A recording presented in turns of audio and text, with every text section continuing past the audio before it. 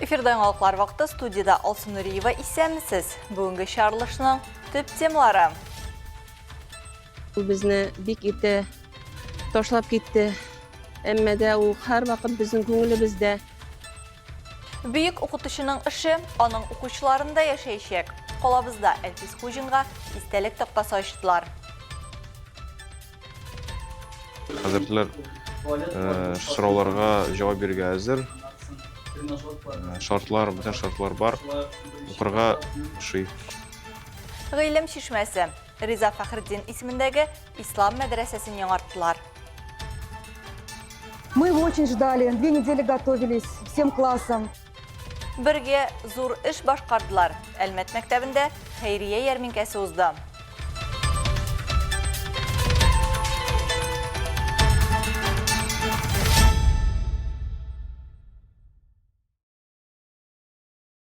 Әлмәттің бірінші мәктәбі бүгін Мирза Тахиров исеміндегі бірінші номерлы лицейында Татарстанның от қазанған оқытушысы, мәғариф отличнигі Әлфис Хусейн улы Хужинның яқты истәлігін мәңгіләштірділер. Истәлік тоқтасы açtılar. Әлфис аға бірді 50 елға яқын ішлі. Шушы оқу йортын тәмлап, башлаған хізметі армия сафларынан әйләніп қайтқашта дәвам ете. Шул педагогик стажының 20 елдан артығы жетекші вазифасында өте. Мудрость и любовь – это были основные его характеристики.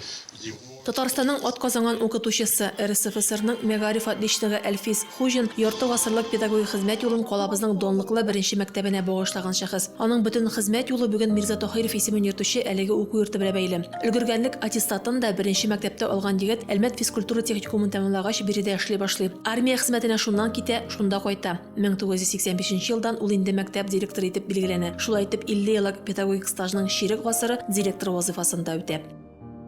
Әлбисән дип әйтү белән иштәге бөтен җепләребез, күңелләребез йомшарып китә, җылысылар килә. Чөнки ул безне бик ите ташлап китте. Әммәдә ул һәр вакыт безнең күңелебездә. Мин аның белән 40 ел бергә шушы беренче мәктәптә укып бетереп кайтканнан бирле бергә эшләдек. Бу миңа эшләгән дәврдә бик күп осталыкка өйрәтте, кешелеклеккә, эшкә карашны, ничек игътибарлы булырга, аның әйтмичә дә сөйләшкән дәврдә, эшләгән дәврендә аның примеры безгә бик яхшы ниятләргә өйрәтте. Шуңа күрә аңарга бик зур рәхмәт, урыннары җүмәктә булсын. Төбәгебезнең күренекле шәхесе меңләгән укучының сөекле укытучысы, йөзләгән укытучының хөрмәтле остазы, хезмәттәше, киңәшчесе, туып үскән һәм аннан аерылмый гомер сөргән Камыелга авылының тугры улы хәтер тактасын ачу тантанасына Әлфис Хужинның хезмәттәшләре, укучылары, якташлары, туганнары җыелган иде.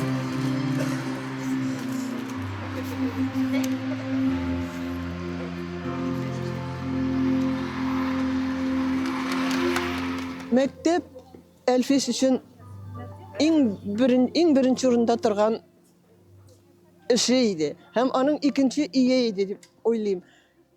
Кайчакта уйлыйм, беренче ие дә булгандыр дип.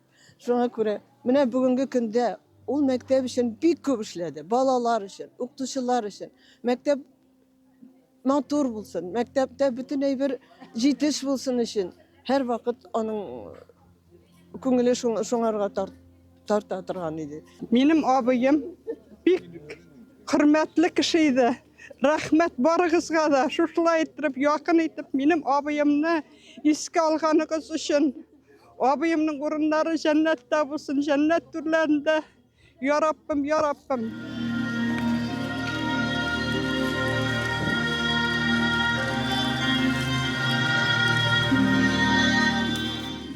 Әлфис аганың арабыздан киткәненә инде 2 ел булды. Бу чара мәрхүмнең якты истәлегенә дуга булып барсын ди хезмәттәшләре. Рәдифә Нугманова, Рафаэль Сафин, яңалыклар вакыты, Луч Әлмәт телекомпаниясе.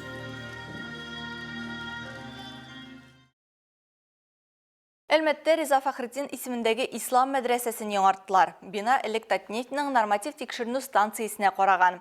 Компания аңа реконструкция ясый һәм рухи белем бирү өчен тапшыра. 7 ай дәвамында проектны гамәлгә ашырганнан соң барлык стандартларга җавап бирә торган уңайлы заманча белем бирү киңлеге барлыкка килә. Аны бездә күреп кайттык. Ассаламу алейкум ва рахматуллахи ва баракатуху. гарәп телендә бер-берсен сәламләгәч, студентлар яңа белем дөньясына чума. Мәдрәсәдә уку Татарстан Республикасы мөселманнары диния нәзарәте стандартлары буенча алып барыла. Программа 3 елга исәпләнгән. Дини һәм дөньяви белем бирүне берләштерә. Беренче курс студентлары арасында Нәҗип Сингатуллин. Барыннан да бигрәк аңа белем биргәндә укытучыларның заманча алымнар куллануы ошый. Хәзерләр сорауларга җавап бирергә әзер. Бүтән шартлар бар. Укырга шый. Компьютер класслары, тренажер залы, тавыш яздыру студиясе, мәдрәсә заманча стандартлар белән җиһазландырылган. Белгечләр әйтүенчә, традиция һәм инновацияләрнең бергә үрелеп баруы студентларны заманча тормышка әзерли, рухи һәм мәдәни белемнәрне сакларга мөмкинлек бирә. Чөнки Пәйгамбәр саллаллаһу алейһи ва сәллям әйтте бит, әгәр дә кеше үзеннән соң файдалы гыйлем калдырса, ул бу дөньяны калдыргач та аңа савап булып бара ул, теге дөньяда да. Шуңа күрә бу бала безнең киләчәгебез, аларны үстерсәк, аларны тәрбияләсәк, аларга яхшы шартлар бирсәк, киләчәктә безнең оныкларыбызны алар үстерүчеләр, караучылар, өйрәтүчеләр. Шуңа күрә аларга инвестиция кертергә тиешбез без. Объектта төзелеш-монтаж эшләре апрель аенда башлана һәм 31 октябрьгә кадәр дәвам итә. Реконструкция нәтиҗәләре буенча уңайлы һәм заманча киңлек барлыкка килә. Яңа мәдрәсә интерьеры махсус үзәк мәчет белән бер стильдә эшләнелә. Мәдрәсәсе Россиядә үз өлкәсендә иң алдынгы мәдрәсәләрнең берсе булып шутланды. Бүген биредә 550 тирәсе кеше белем ала. 150се аларның көндезге бүлектә укый, 94 хатын-кызлар мәктәбендә. Мәдрәсәдә Идел буе укучылары гына түгел, Үзәк Россия, Урал һәм Себердән дә укучылар бар. Төбәкнең уку йортларына системалы ярдәм күрсәтү Татнефтьнең социаль стратегиясенең бер өлеше. Компания кеше капиталын үстерүгә, яшьләрне тәрбияләүгә һәм җәмгыять тотрыклыгының нигезе булган традицион рухи кыйммәтләрне саклауга аеруча җаваплы карый.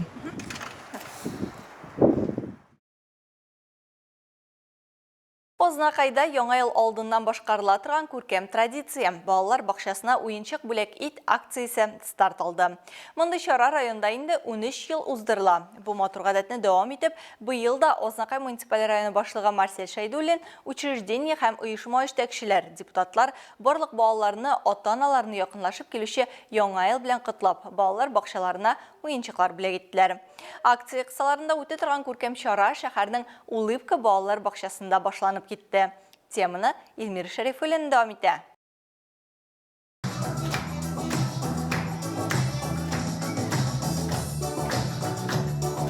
Ознакайның 18-нче мәктәпкәчә белем бирү учреждениесенә бүген барысы 168 бала йөри. 53 хезмәткәр үз эшләрен намус белән башкара. Балалар бакчасы белән 17 ел хезмәт тәҗрибәсе булган Миләүшә Канафиева җитәкчелек итә. Депутатлар исеменнән һәр вакытта да шушылай итеп бүләк бирәләр. Без үзебездә бик шат, әти-әниләр, балалар да шат. Һәм дә инде форсаттан файдаланып, мин һәрбер әти-әнине, балаларны, үземезнең сотрудникларны яңа ел бәйрәме белән котлыйм. Исәнлек, саулык, бәхет телим. Чарада катнашучы балаларны, аларның әти-әниләрен, тәрбиячеләрне район башлыгы Марсель Шайдуллин сәламләп, яңа ел теләкләрен җиткерде. Балаларга бүләкләр тапшырды. Яңа ел җитә, шуңа күрә инде менә санаулы көннәр генә калып бара. Бик зур рәхмәт барлык үзебезнең җитәкчеләребезгә, депутатларыбызга, менә барысы да катнашалар. Чын күңелдән барлык Ознакай халкын, балаларыбызны котлыйбыз. Яңа еллар белән, яңа елда бәхет, шатлык телибез. Балалар җитәкче абый-апаларына рәхмәт сүзләрен үзләренең җыр биюләре, шигырьләре аша белдерде. Мы сейчас попляшем, двуга пикашачи, палами вставайте, пусть потёпчу ножки и стучат в ладошки. Бүгенге чарада бакчаның уртанчылар төркеменә йөрүче 21 бала катнашты. Малайлар һәм кызлар өчен кызыклы уеннар әзерләнгән. Илмир Шәрифуллин, Руслан Ярмиев, Алмаз Иксанов. Яңалыклар вакыты Луч Әлмәт телекомпаниясе. Мирза Тахиров исемендәге беренче лицейда чираттагы мөһим вакыйга – еллык хәйрия ярминкәсе узды. Укучыларны, аларның әти-әниләрен һәм педагогларны берләштергән бу игелекле традиция мәгариф учреждениесе тормышының аерылгысыз өлешенә әверелде.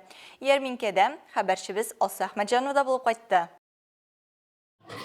Лицей бу акцияны озак еллар дәвамында үткәрә. Анда иҗат, юмартлык һәм үзара ярдәм атмосферасы хөкем сөрә. Ярминкәдә символик бәядән төрле әйберләр сатып алырга мөмкин булды. Лицеистлар ясаган кул эшләнмәләре һәм ата-аналар укучылар әзерләгән тәмтымнар.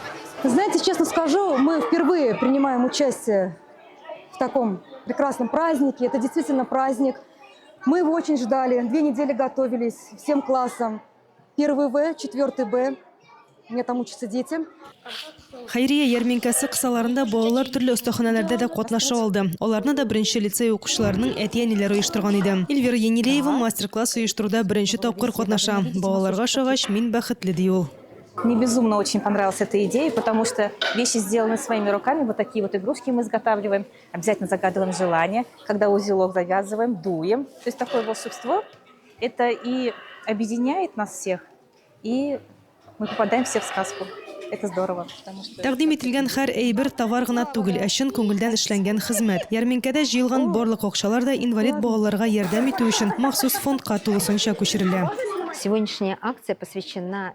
Бүгенге акция сәламәтлеге мөмкинлекләре чикләнгән балаларга багышланган. Без инвалид балалар белән эшләүче ярдәм фонды белән турыдан-туры эшлибез. Шуңа күрә бу якты чара гына түгел, шулай ук балалар, ата-аналар кулы белән шундый балаларга бирә алырлык хәйрия. Благотворительность, которую мы руками детей, родителей можем оказать таким детям.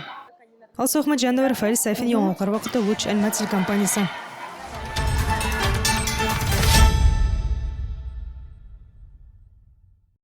Бәйрәмнәр, күркәм гырыф-гадәтләр, милли мәҗлесләр. Булар барысы да тормыш конкурсны ямьләндерә торган мизгелләр. Шул мизгелләрне матур итәр өчен Солтан кафесы ярдәмгә килергә әзер. Яңалыклар вакыты чыгарылышын реклама хокукындагы сюжет дәвам итә.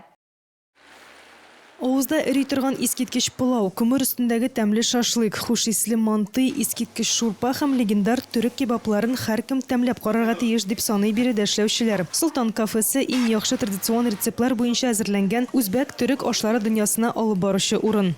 Кухня у нас получается. Безнең кухня Европаның да үзбәк һәм төрек кухняларында үз эченә ала. Безнең үз кондитерыбыз да бар. Ул безнең өчен махсус десертлар пешерә. Алар бик тәмле. Инде сынап караган кешеләр безне бәялиләр һәм беләләр. Десерты у нас очень вкусные, наши торты. В принципе, в городе наш торт уже знает.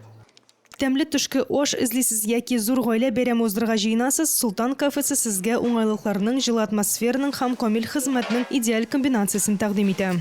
Әлеге минутларда Солтан кафесында Коръән ашы бара. Мулла Коръән укыган вакытта башка бүлмәдә монда кешеләр кереп әбит ашый алалар. Шулай ук монда VIP бүлмәләрдә эшләп килә. Искиткеч өстәмә кафе идарәчесе Сардурның махсус рецепты буенча пешерелгән бәрән иде. Әлеге ризыкны бу юлы пешекчеләр безнең камера астында пешерделәр. Ит, яшелчә, күп кенә суган һәм фарш тутырылган борыч. Карап торуга ук искиткеч ризык. Махсус кунаклар өчен пешерелгән итне Коръән ашында катнашучылар тәмләп тә карый алды. Мы себя уже зарекомендовали, потому что... Безне шәһәрдә күпчелек кеше белә, безгә киләләр. Без шулай ук чаралар үткәрәбез, аш ясыйбыз, туйлар, юбилейлар, барлык технологияларны үтәп, Европа стандартлары буенча өстәлләр әзерлибез.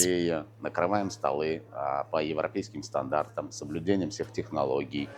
Солтан кафесы персоналы клиентларын сөендерү өчен үсә, зурая һәм ассортиментын арттыра. Күптән түгел менюга суши, роллы һәм тәмле хуш исле пицца да кертелгән. Солтан кафесы Әлмәт шәһәре ватанны саклаучылар урамы 37 адресы буенча урнашкан. Эш вакыты иртәнге 9-дан кичке 10-га кадәр. Өйгә китереп бирү хезмәте дә эшли. Белешмәләр өчен телефон 8920 144 0000.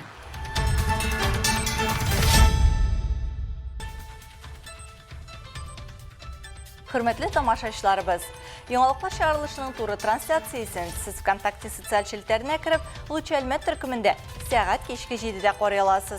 Безнең иң кызыклы сюжетларыбызда рәсми аккаунтларыбызда урнаштырыла. Һәм тагын бер мөһим мәгълүмат. Хәзер сез үзегездә яңалыклар, актуаль вакыйгалар һәм проблемалар белән уртаклаша аласыз. Моның өчен экраннардагы сылтама буенча күчәргә мөмкин. Әгәр дә сезнең яңалык безнең чыгарылышларда кулланылса, сіз гарантиялы бүлеккә лайык булачаксыз. Төбәгебез өчен сыйфатлы һәм мөһим яңалыкларны бергә булдырыйк. Бүгенге чыгарылышта шулар иде. Мин Алсу Нуриева һәм монтаж операторы Динара Гайнетдинова сезнең белән сау булашабыз. Исән сау булыгыз.